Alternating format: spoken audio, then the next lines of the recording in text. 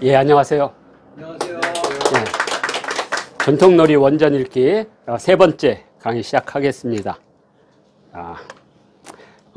현재 여기 있는 것은 박물관에, 이게 아마 대구 박물관일 것 같아요. 박물관에 있는 공깃돌입니다. 공깃돌이고요.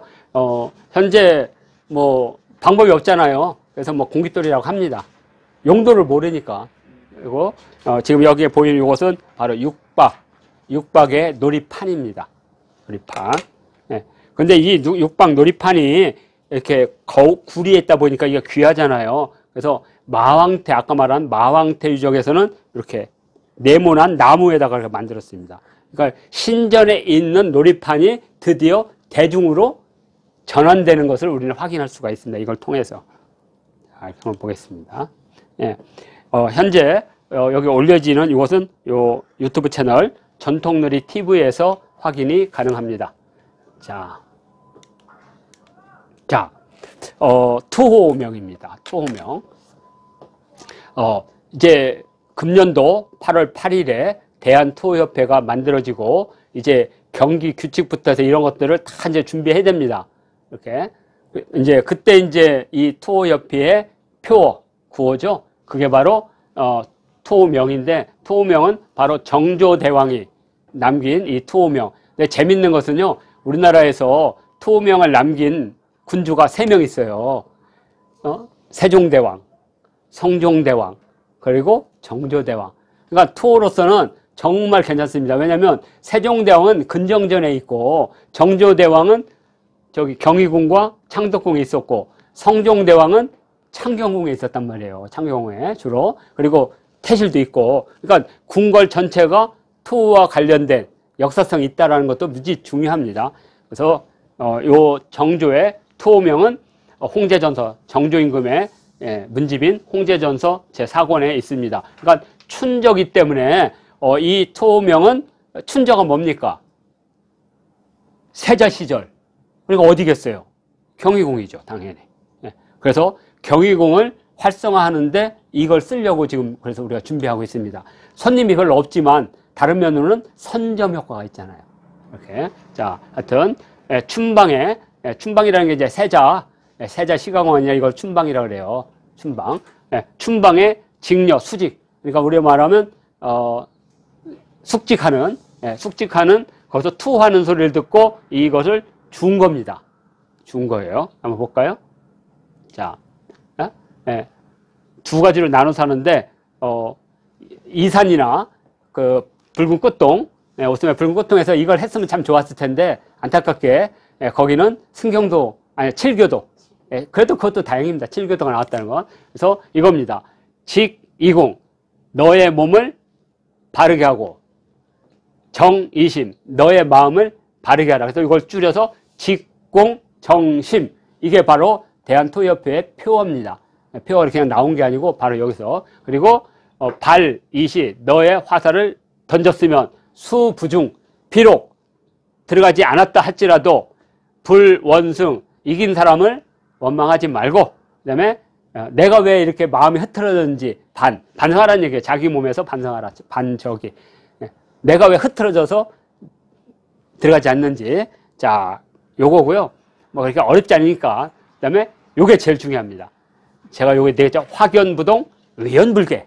한번 마음 딱 정했으면 바꾸면 안 된다는 거죠. 그래서 봐요. 자, 부신인비, 몸을 구부리고 팔을 당겨서 이렇게 하는 거죠. 이렇게 팔 당기고, 무승필드, 이기를 힘써 기필고 얻는 것, 소인지. 그러니까 이기는 데 힘쓰는 게 아니라 내 마음이 바르고 몸이 바른지를 하는 게 투호의 원래 목적이다. 이렇게 된 겁니다. 소인들 행위고, 요게 확고하여, 확연부동, 확고하여 흔들리지 않고, 의연하여 고치지. 한번 딱 마음을 정하면 다 이렇게 의연하게. 그러니까 확연과 의연을 통해서 부동불개, 요게 투호하는 군자의 마음이라는 거예요. 고치지 않는 것이 바로 군자가 하는 일이에요. 군자이지. 군자는 그것으로, 요 두 개, 그것으로 하는 것이다. 그러니까 이건 이제 투호예에 딱 맞는 거죠. 그러니까 어떤 걸 할 때 근거가 확실한데, 대한투호협회는 정조의 이 투호명이 있음으로써 보다 문헌적 근거가 있고 역사적 개성성이 있는 투호를 복원할 수 있다는 거죠. 자, 그래서 투명, 직공정심, 그리고 직공정심의 기본 정신은 확연부동, 의연불계 이겁니다. 자, 이게 이제 투명입니다. 문헌적 근거랑은 이렇게 찾아내야 되는 겁니다. 자, 그 다음에 이제 윷놀이가 있습니다. 윷놀이. 윷놀이는 두 개가 있는데요. 문헌이 하나는 사이경입니다. 근데 사이경은 알려진 지 얼마 안 됐습니다. 그 이유는 뭐냐면 사이경이 독립된 문헌을 읽는 것이 아니고 문집 속에 들어가 있었던 거예요. 그래서 이제 요즘에 이제 문집이 많이 발간되거든요. 그래서 개인이 그 문집을 보관하기 힘들면 국가에서 대신 받아서 보관해주고 보관증을 줘요. 그리고 저는 그게 옳다고 봐요. 요새 하도 도둑놈들이 많아가지고 문짝도 뜯어가고 현판은 다 뜯어가. 그래서 요새는 현판을 원본은 다 박물관이나 여기에 들어가 있고 복제한 현판을 갖다 줘요, 요새는. 근데 문은 복제할 수가 없잖아요. 그러니까 앞으로는 이제 문도 복제해줘야 되고 마루판도 다 복제해줘야 될 것 같아. 그러면 나중에 집까지 뜯어가는 새끼도 있을 거야. 그죠?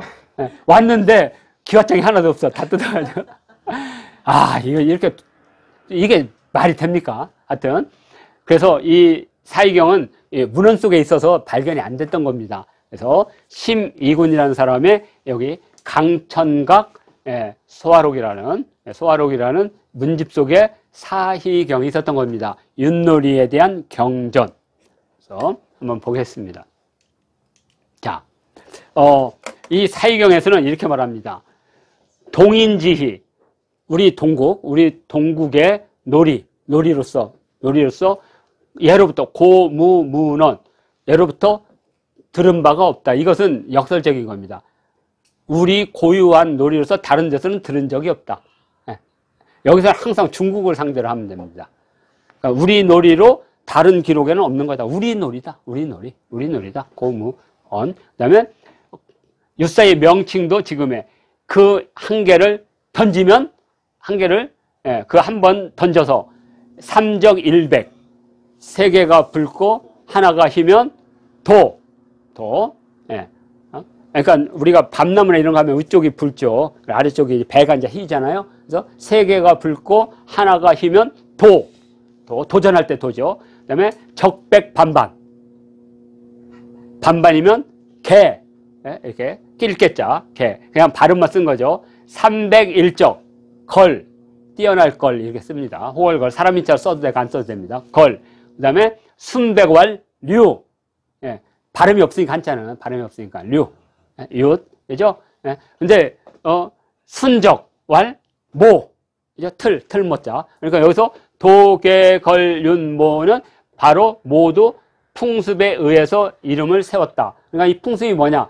내려오는 것이니까 도야지, 개, 양대가 염소도 되고, 그 다음에, 소, 말.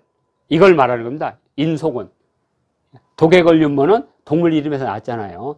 그래서 그걸로 이름을 세웠다. 그러니까 우리가 지금 하고 있는 윷놀이에 대한 가정하면 이것보다 많습니다. 이걸 다 하려면 독립된 항목으로 따로 하려고 하고 있고요. 오늘은 사이경은 이렇게 우리 윷놀이의 이름에 대한 소개를 하는 걸로. 그다음에 또 하나는 여기 있구나. 또 계속 이어지는구나. 사마병치. 4개 말이 각각 달릴 수도 있고, 4개 말이 각각 달릴 수도 있고, 혹승, 혹필. 혹은 업어갈 수 있고, 혹은 단기. 필은 단기거든요. 4개 말이 달리는데 업어갈 수도 있고 하나씩 각기 갈 수도 있다. 이거고요. 혹승, 혹필. 그다음에 유국, 상천. 놀이판 둥근 거. 이것은 하늘을 상징하고 유국. 놀이판을 상징하고 가운데 둥근 것은 추국. 뭐냐? 기둥에다 끝이니까 북극성을 말합니다. 우리도 그렇게 봤죠? 가운데 있는 것은 바로 북극성이다. 그러니까 이것은 하늘의 별자리를 옮겨놓은 것이다. 그래서 이거에 따라서 우리가 만든 윷놀이. 없구나. 앞에 있었구나. 그 윷놀이가 바로 28수 별자리로 한 게 그냥 있는 게 아니라 민속박물관 이런 데 있는 걸 우리가 기준으로 해서 별자리를 놓은 겁니다. 이거 있고, 자, 또 하나는 뭐냐? 사도설이라는 게 있습니다. 사도설은 김문표라는 사람이 쓴 건데 성호사설에 들어가 있습니다. 성호 이익에 성호사설도 이렇게 백과사전이잖아요. 만물을 모아놓은 거. 거기에 보면 김육이 송도지라는 그 글을 쓰는데 이걸 인용한 겁니다. 송도지를 인용해서 성호사설 제4권 만물문 세상의 모든 걸 소개하는 여기에다가 김육의 송도지. 그러니까 이 글은 김육의 송도지에 있는 겁니다. 송도지. 송도지에 있는 거고 이 송도지는 성호사설에 인용되어 있는 거예요. 그러니까 성호사설, 송도지 그리고 이 송도지는 누구 걸? 김문표에. 김문표가 이걸 지은 사도설을 갖다가 소개한 거예요. 그러니까 3단계로 있는 거죠. 사도설, 송도지, 성호사설 이렇게 이해하시면 됩니다. 자, 그래서 사도설은 굳이 모른다. 누구의 작품인지. 그때는 몰랐어요. 나중에 이제 김문표라는 게 알려진 거죠. 그리고 외원상천. 바깥에 둥근 것은 하늘을 닮았고, 안이 이렇게 십자를 이렇게 하면 네모죠? 십자 끝을 이렇게 연결하면 네모잖아요. 그래서 안쪽에 네모는, 그러니까, 이렇게. 이게 윷놀이라면, 이것은 하늘.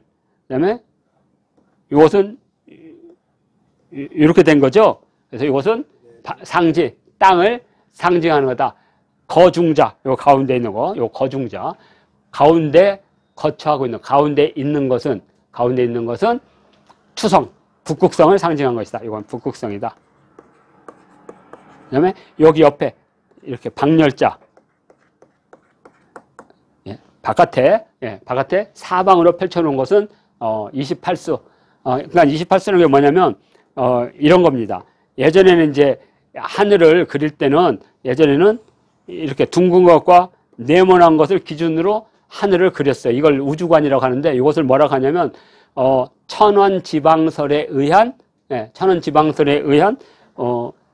우리가 이제 보통 말할 때 개천설과 혼천설이 있는데 개천설은 네모난 땅 위에 둥근 하늘이 덮어졌다는 거죠. 이거 천원지방설이거든요. 그래서 윷놀이는 일단 천원지방설을 가지고 만들어요.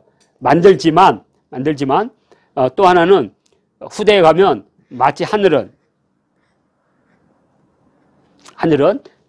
둥근 계란과 같다. 그래서 온 세상이 기로 가득 차 있고 이렇게 하늘에 펼쳐져 있다고 본 거예요. 그때 우리가 가장 중요한 것은 요 안에 있는 이것은 365일 볼 수가 있어요. 왜? 우리가 북위 38도에 있으니까. 그런데 1년 4계절 가운데 봄, 여름, 가을, 겨울에만 각각 계절별로 보이는 별들이 주로 여기에 이렇게 포진되어 있어요. 그래서 그리고 가장 중요한 별의 모든 기능들이 여기에를 중심으로 안과 바깥에가 결정되니까. 그래서 이 안에 있는 별들의 움직임과 이걸 보기 위해서는 기준점이 필요했던 기준점.